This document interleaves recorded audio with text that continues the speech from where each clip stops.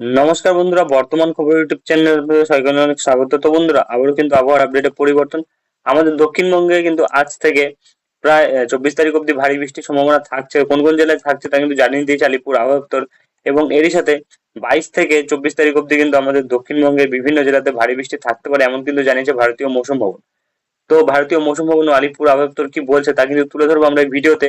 এবং আজকের আবহাওয়া কেমন থাকতে পারে তা কিন্তু দেখাবো, এবং আজকে কোথায় কোথায় বৃষ্টি থাকার সম্ভাবনা থাকছে তাও কিন্তু দেখাবো। তাই বিস্তারিত জানতে হলে, সঠিক আপডেটটি পেতে হলে ভিডিওটি অবশ্যই শুরু থেকে শেষ অবধি দেখবেন। এবং ভালো লেগে থাকলে একটি লাইক করবেন, আর আমাদের ভিডিওটির নিচে একটি লাল রঙের সাবস্ক্রাইব বাটন আছে, সেটিকে টিপে তার পাশে থাকা বেল আইকনটি অল অপশনে দিয়ে আমাদের সাথে থাকবেন। এবং আপনারা বর্তমানে ভিডিওটি কোন জেলা বা জায়গা থেকে দেখছেন, সেখানকার আবহাওয়ার পরিস্থিতি কেমন আছে তা কিন্তু অবশ্যই কমেন্ট বক্সে কমেন্ট করে জানাতে ভুলবেন না।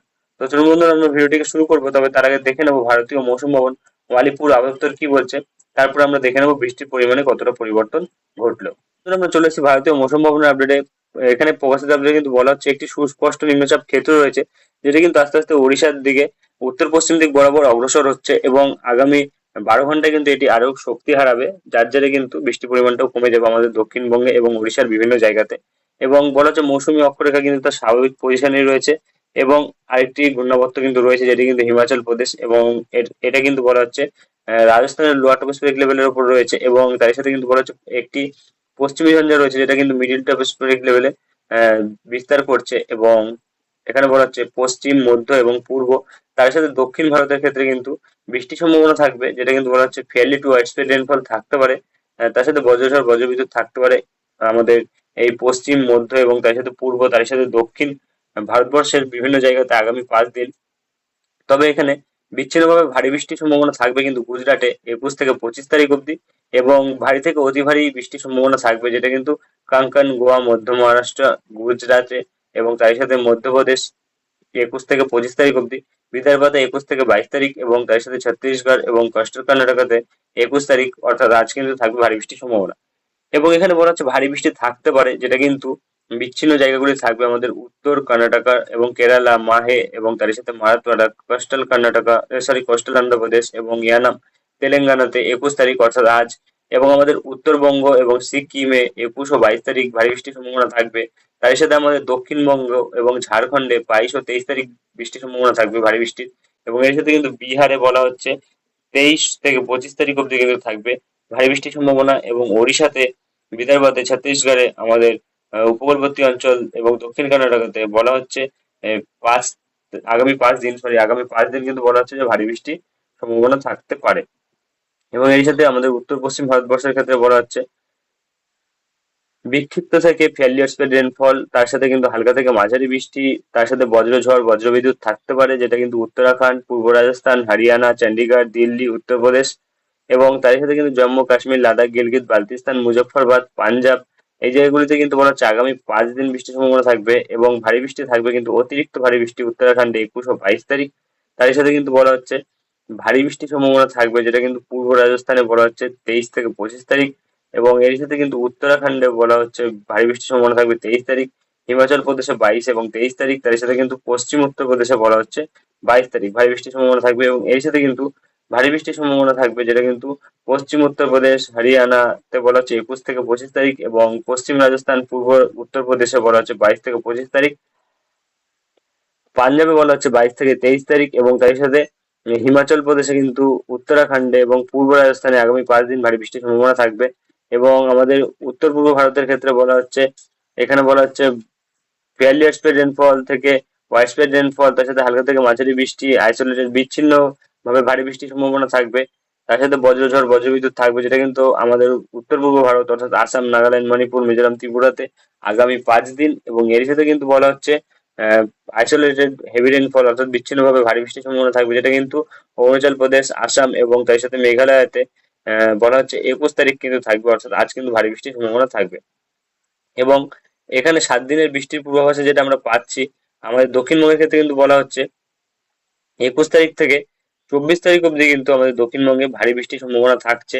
এবং এখানে আমাদের উত্তরবঙ্গের ক্ষেত্রে কিন্তু বলা হচ্ছে, যেটা উত্তরবঙ্গে কিন্তু আজ, পরশু এবং তার পরের দিন, অর্থাৎ 23 তারিখ অব্দি কিন্তু ভারী বৃষ্টির সম্ভাবনা থাকবে। এবং আসাম, নাগাল্যান্ড, মণিপুর, মিজোরাম, ত্রিপুরা এইসব জায়গাগুলিতে কিন্তু আজ ও আগামীকাল ভারী বৃষ্টির সম্ভাবনা থাকবে।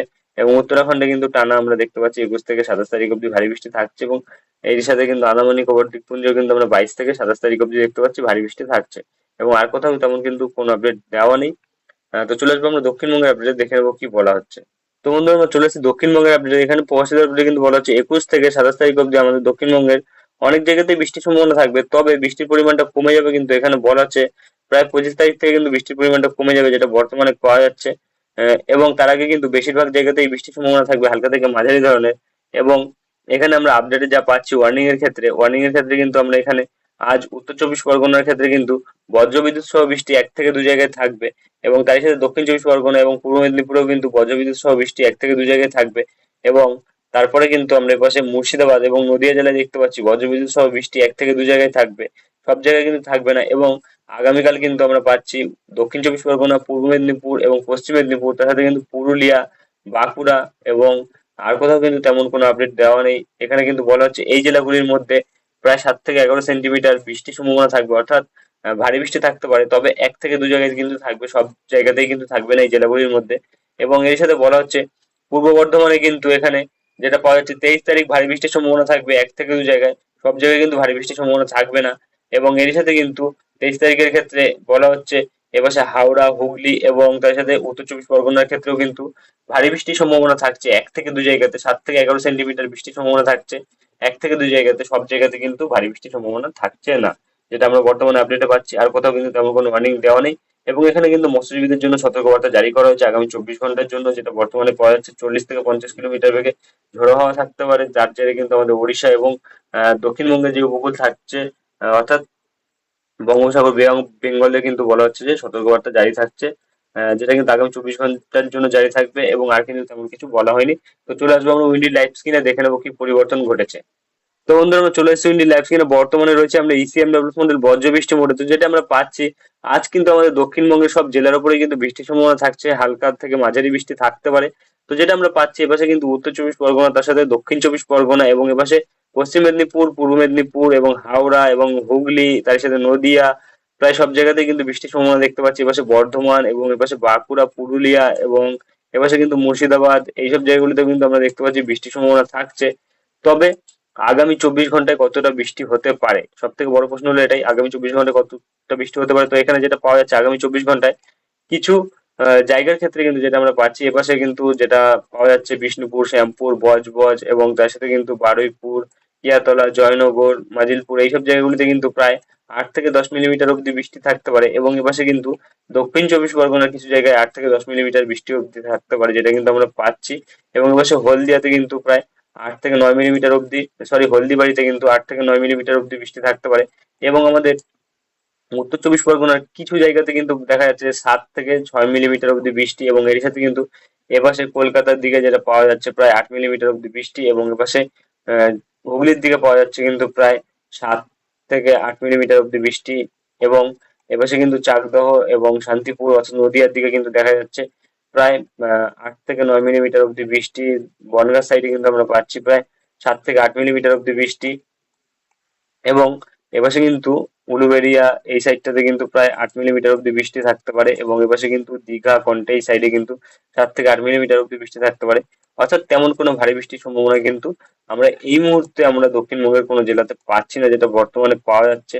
এবং এপাশে যদি আমরা আগামী 10 দিনে বৃষ্টির পরিমাণটা দেখি, তাহলে কিন্তু আমরা শুধুমাত্র এপাশে দক্ষিণ চব্বিশ পরগনায় এপাশে কিন্তু যেটা পাওয়া যাচ্ছে আমাদের দীঘার সাইডে কিন্তু দেখা যাচ্ছে যে মোটামুটি 100 থেকে 150 মিলিমিটার অব্দি বৃষ্টি থাকতে পারে, অর্থাৎ গঙ্গাসাগর, হলদিবাড়ি, নামখানা, ফ্রেজারগঞ্জ এবং এর সাথে কিন্তু দীঘা, কন্টাই, মন্দারমণি এবং তার সাথে হলদিয়া, এই জায়গাগুলিতে কিন্তু প্রায় 100 থেকে 150 মিলিমিটার বৃষ্টি থাকতে পারে, যার জেরে কিন্তু কিছু কিছু সময় কিন্তু এইসব জায়গাগুলিতে ভারী বৃষ্টিপাতের সম্ভাবনা থাকছে।